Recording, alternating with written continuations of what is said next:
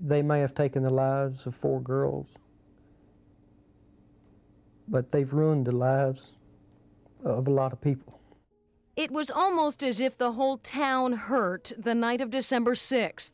The news was unreal. 4 teenage girls, each shot in the head and severely burned. Their bodies left inside a local yogurt shop. I still don't know why someone would kill 4 innocent girls. They never did anything, to hurt anybody. The murders gripped the city like never before. The very next day, you saw people drawn to the crime scene, carrying flowers, carrying notes, trying to make sense of the senseless. I mean, you don't ever think anybody's going to come into a yogurt place and shoot you. And shoot you and all your friends. It just doesn't happen in a yogurt place. The 1991 Austin yogurt shop killings are an unsolved quadruple homicide which took place at an I can't believe it's yogurt shop in Austin, Texas on Friday, December 6, 1991. The victims were 4 teenage girls, 13-year-old Amy Ayers, 17-year-old Eliza Thomas, 17-year-old Jennifer Harbison, and Jennifer's 15-year-old sister, Sarah. Jennifer and Eliza were employees of the shop, while Sarah and her friend Amy were in the shop to get a ride home with Jennifer after it closed at 11 p.m. Approximately 1 hour before closing time, a man who had tried to hustle customers in his queue was permitted to use the toilet in the back. He took a very long time and may have jammed a rear door open. A couple who left the shop just before 11 p.m, when Jennifer locked the front door to prevent more customers entering, reported seeing 2 men at a table acting suspiciously. Around midnight, a police patrolman reported a fire in the shop, and first responders discovered the bodies of the girls inside. The victims had been shot in the head, some had been assaulted, a .22 and a .38 pistol were used to commit the murders, and the perpetrators probably exited out through a back door that was found unlocked.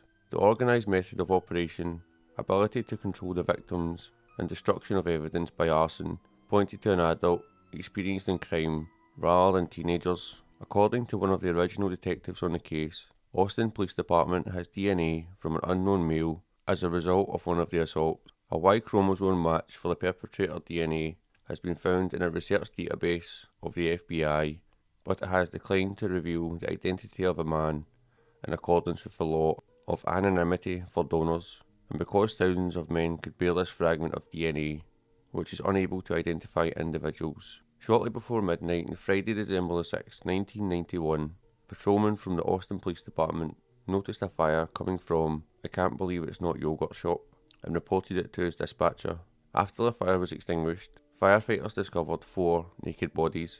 Each had been shot in the head, execution style, with a .22 caliber lead bullet.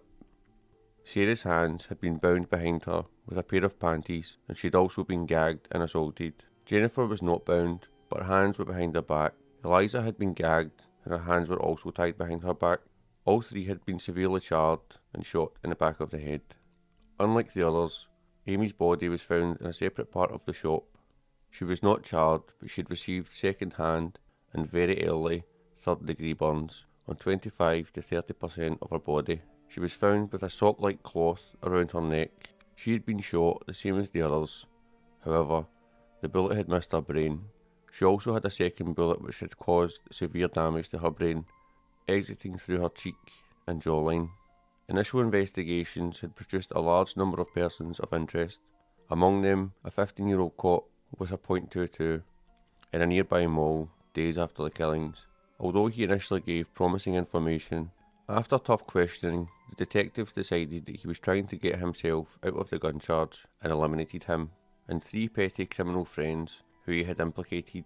None of them were older than 17 at the time.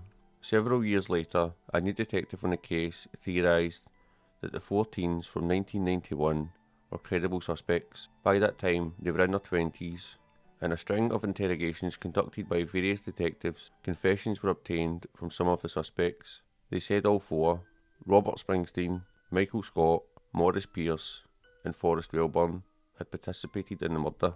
No record was kept of what was said to the men in the 1991 interrogations. making it impossible to know whether the detectives had supplied information to the suspects in the initial interrogations. Such information could be used to implicate the suspects in later interrogations if they were to reference it. 2 of the 4 were sent to trial, entirely due to their self-incriminating statements. The prosecution went into great detail about the horrific nature of the crimes against the young victims, but presented no hard evidence other than their confessions. The 2 were convicted, one being sentenced to death and the other sentenced to life imprisonment because he'd been 15 at the time. However, the prosecution's tactic of using parts of each one's alleged confessions at the other's trial was ruled to have violated the confrontation clause because the co-defendant was not testifying. Both convictions were overturned on the confrontation clause alone, and the men were freed in 2009. The prosecution insisted that they would be retried.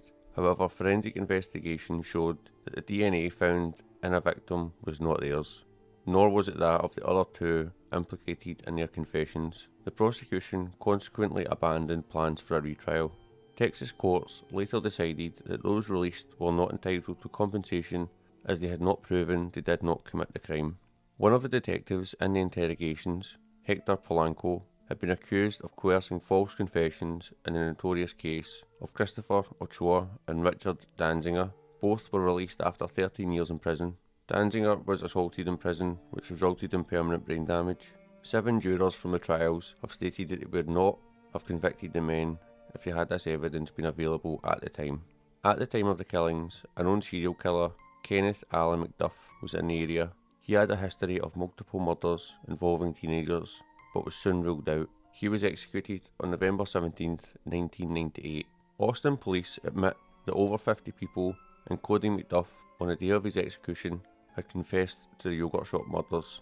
A confession in 1992 by 2 Mexican nationals held by Mexican authorities was soon disputed and finally ruled false. In 2006, the Texas Court of Criminal Appeals overturned Robert Springsteen's conviction on the basis of an unfair trial. The US Supreme Court refused to reinstate the conviction in February 2007. On August 20, 2008, the defence lawyers for Scott and Springsteen requested DNA testing of alternative suspects. No matches against evidence discovered earlier that year were found.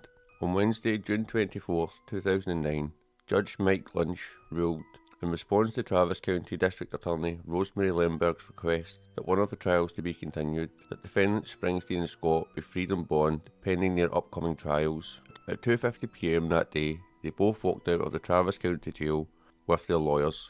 On December 23, 2010, Austin police officer Frank Wilson and his rookie partner Bradley Smith conducted a traffic stop on a vehicle driven by Morris Pierce in the northern part of the city.